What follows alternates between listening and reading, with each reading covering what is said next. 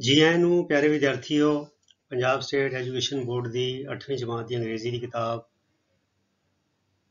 माई English companion उसका lesson number 10 safety while driving उसकी activity number 4 learning to read and comprehend अर्थात questions answers इस video में करन जा रहे हाँ।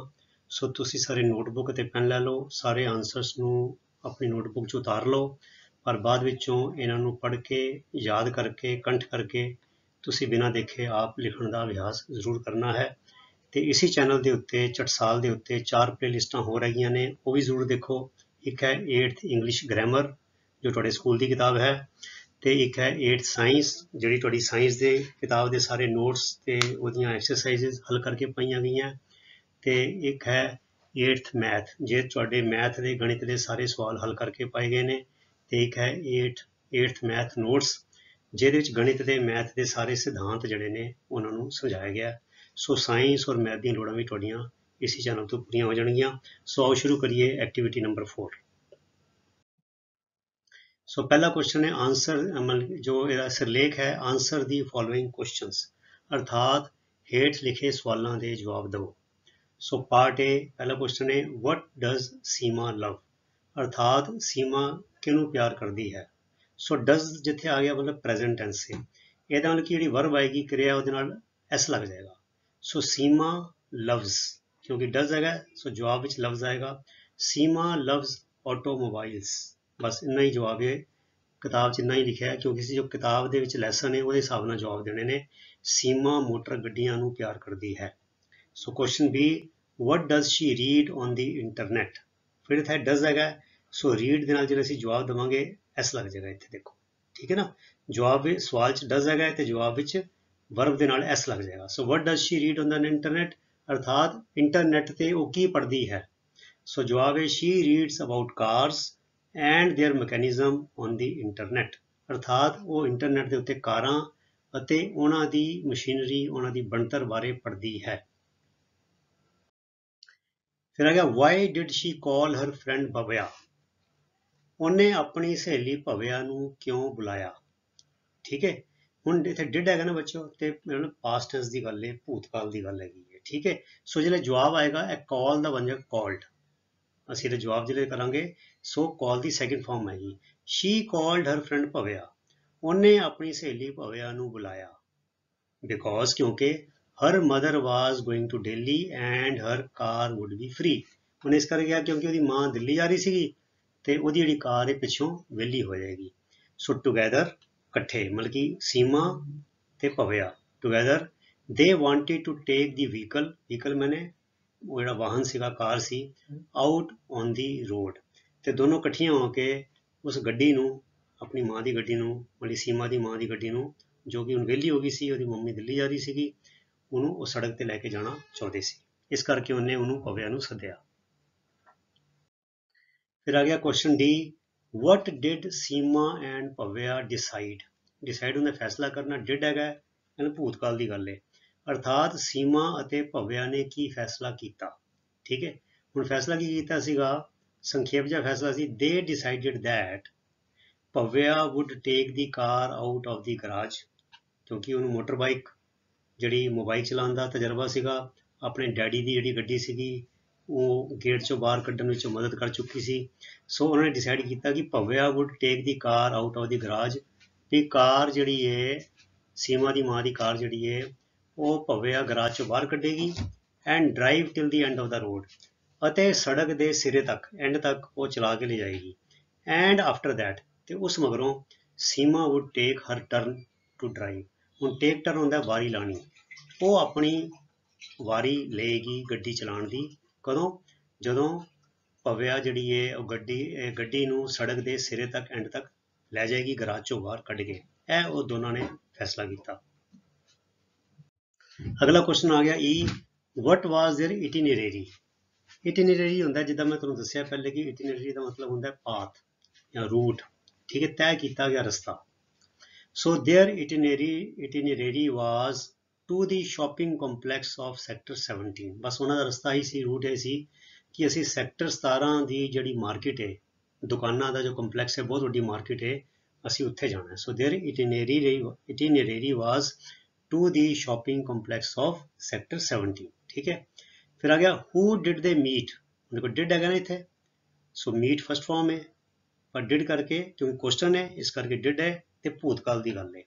अर्थात वो किनू मिले at the end of the road, सड़क के सिरे ते पहुंच के उन्होंने कौन मिलया। ठीक है, तो पुलिस वाले मिले सीगे। सो दे मैट, मीट करके बन जाएगा मैट क्योंकि डिड हैगा। सो दे मैट टू ट्रैफिक पुलिसमैन, उन्होंने दो ट्रैफिक दे पुलिस वाले मिले at the end of the road, सड़क के सिरे ते पहुंच के। ठीक है, आगे चलिए।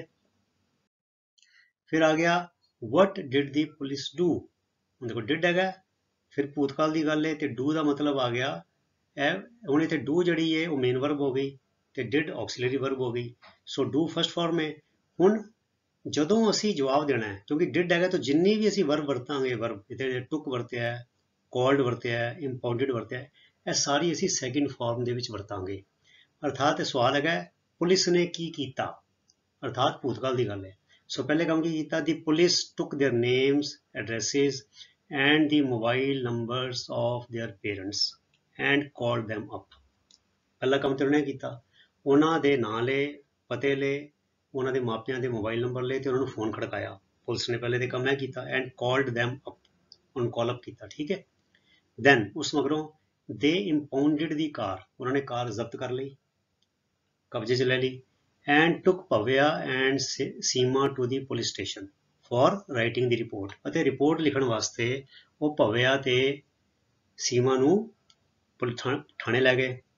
तो फिर कहने there they counsel the two minor girls, minor में लिख देता नाल क्योंकि इशारा है कादे लैके माइनर नाबालग, उत्थे उन्होंने जिहड़ियां दोनों नाबालग कुड़ियां सीगियां सीमा ते भव्या, उन्हां दी काउंसलिंग की, उन्होंने समझाया कादे बारे, as to the circumstances of their folly, folly हुंदी मूर्खतापूर्ण कारज, मूर्खतापूर्ण काम, उन्हां दी इस मूर्खता दे नतीजियां बारे, सिटियां बारे उन्हां कुड़ियां नू, नाबालग कुड़ियां नू समझाया, उन्हां दी काउंसलिंग की। यह सब पुलिस ने किया, क्योंकि उन्होंने पूछा पुलिस ने की किया।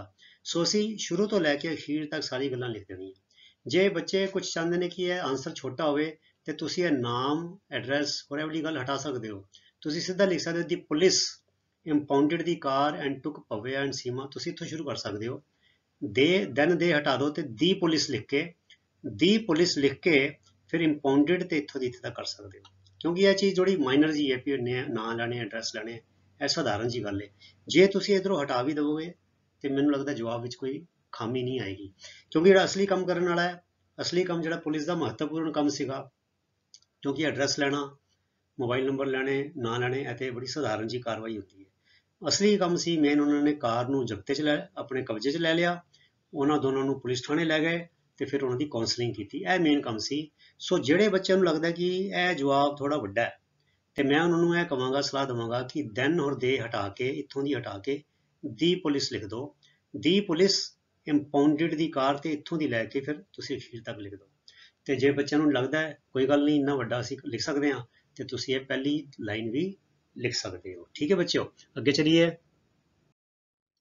हुण आ गया H, how did the police counsel Seema and Bhavya, अर्थात पुलिस ने सीमा ਅਤੇ ਭਵਿਆ ਨੂੰ ਕਿਵੇਂ ਸਮਝਾਇਆ, ਉਹਨਾਂ ਨੂੰ ਕਿਵੇਂ ਸਲਾਹ ਦਿੱਤੀ, ਕਿਹੜਾ ਢੰਗ ਸੀਗਾ।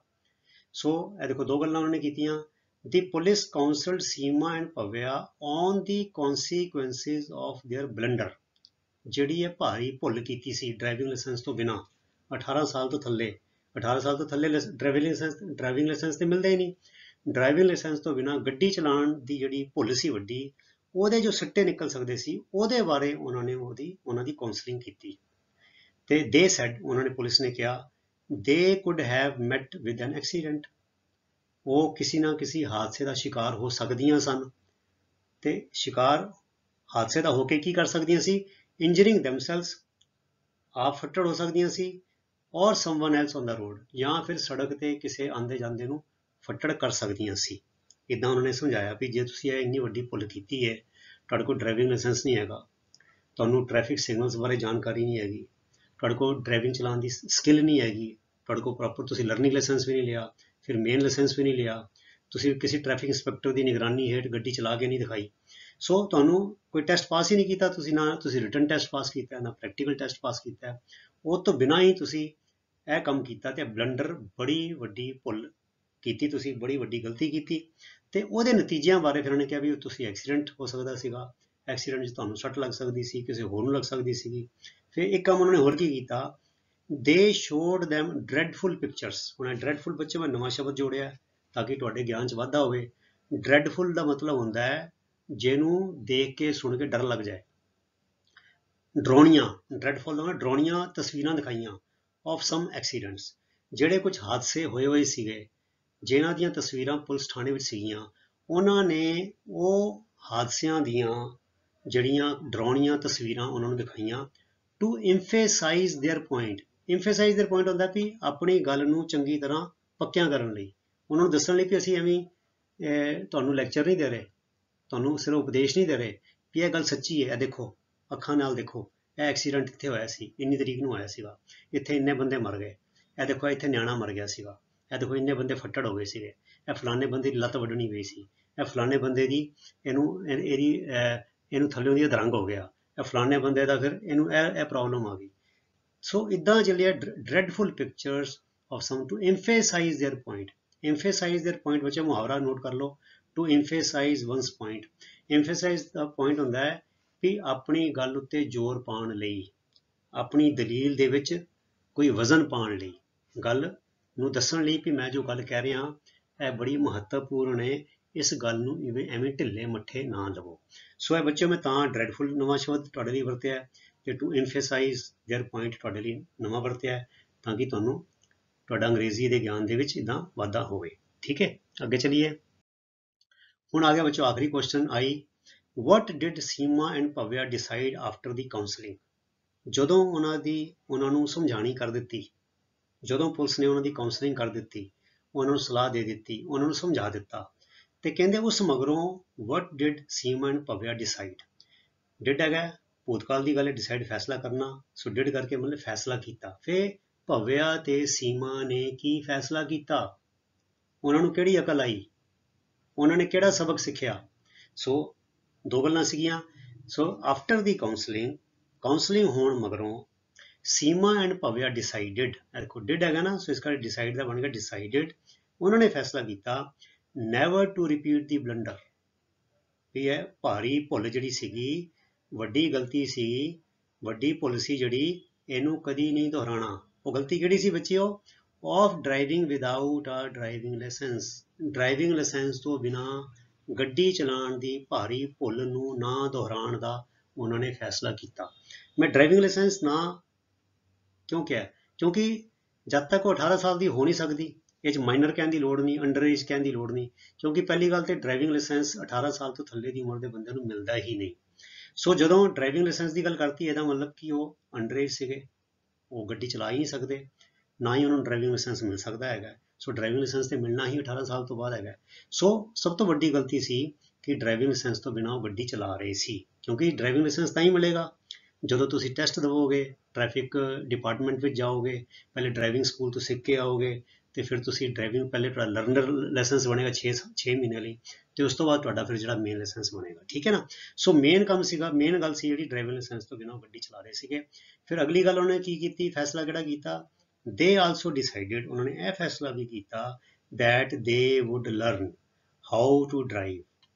ਉਹ ਗੱਡੀ ਕਿਵੇਂ ਚਲਾਈ ਦੀ ਏ ਇਹਦੀ ਸਿਖਲਾਈ ਪ੍ਰਾਪਤ ਕਰਨਗੀਆਂ, ਕਿੱਥੋਂ, ਫਰੋਮ ਅ ਡਰਾਈਵਿੰਗ ਸਕੂਲ ਤੋਂ। ਕਦੋਂ, ਔਨ ਟਰਨਿੰਗ 18, 18 ਸਾਲ ਦੀਆਂ ਹੋ ਜਾਣ ਮਗਰੋਂ। ਜਦੋਂ 18 ਸਾਲ ਦੀਆਂ ਹੋ ਜਾਣਗੀਆਂ ਤਦ ਉਹ ਕਿਸੇ ਡਰਾਈਵਿੰਗ ਸਕੂਲ ਦੇ ਵਿੱਚੋਂ ਗੱਡੀ ਚਲਾਉਣ ਦੀ ਸਿਖਲਾਈ ਲੈਣਗੀਆਂ, ਫਿਰ ਟ੍ਰੈਫਿਕ ਡਿਪਾਰਟਮੈਂਟ ਵਿੱਚ ਜਾ ਕੇ ਡਰਾਈਵਿੰਗ ਲਾਇਸੈਂਸ ਲੈਣਗੀਆਂ ਤੇ ਫਿਰ ਗੱਡੀ ਚਲਾਉਣਗੀਆਂ। ਸੋ ਇਹ ਦੋ ਫੈਸਲੇ ਉਹਨਾਂ ਨੇ ਕੀਤੇ ਸੀਗੇ, ਇੱਕ ਤੇ ਆਪਣੀ ਗਲਤੀ ਨਹੀਂ ਦੁਹਰਾਉਣੀ ਡਰਾਈਵਿੰਗ ਲਾਇਸੈਂਸ ਤੋਂ ਬਿਨਾਂ ਗੱਡੀ ਚਲਾਉਣ ਦੀ, ਤੇ ਦੂਜਾ ਜਦੋਂ 18 ਸਾਲ ਦੀਆਂ ਹੋਣਗੀਆਂ ਤੇ ਉਹ ਗੱਡੀ ਚਲਾਉਣੀ ਸਿੱਖਣਗੀਆਂ ਕਿਸੇ ਡਰਾਈਵਿੰਗ ਸਕੂਲ ਤੋਂ। ਸੋ ਇਹ ਸੀ ਪਿਆਰੇ ਵਿਦਿਆਰਥੀਓ ਤੁਹਾਡੀ ਐਕਟੀਵਿਟੀ ਨੰਬਰ 4, ਜਿਸ ਦਾ ਸਿਰਲੇਖ ਸੀ learning to read and comprehend, ਅਰਥਾਤ ਕੁਐਸਚਨਸ ਐਂਡ ਆਨਸਰਸ। ਸੋ ਪਿਆਰੇ ਵਿਦਿਆਰਥੀਓ, ਇਸੇ ਤਰ੍ਹਾਂ ਨੇਮ ਦੇ ਨਾਲ, ਅਨੁਸ਼ਾਸਨ ਨਾਲ, ਉਤਸ਼ਾਹ ਦੇ ਨਾਲ ਆਪਣੀ ਪੜ੍ਹਾਈ ਕਰੀ ਚਲੋ, ਤੇ ਅਗਲੇ ਵੀਡੀਓ ਤੱਕ ਲਈ ਗੁੱਡ ਬਾਏ। ਤੁਹਾਡਾ ਸਾਰਿਆਂ ਦਾ ਬਹੁਤ ਬਹੁਤ ਧੰਨਵਾਦ। ਰੱਬ ਰਾਖਾ। Thank you very much.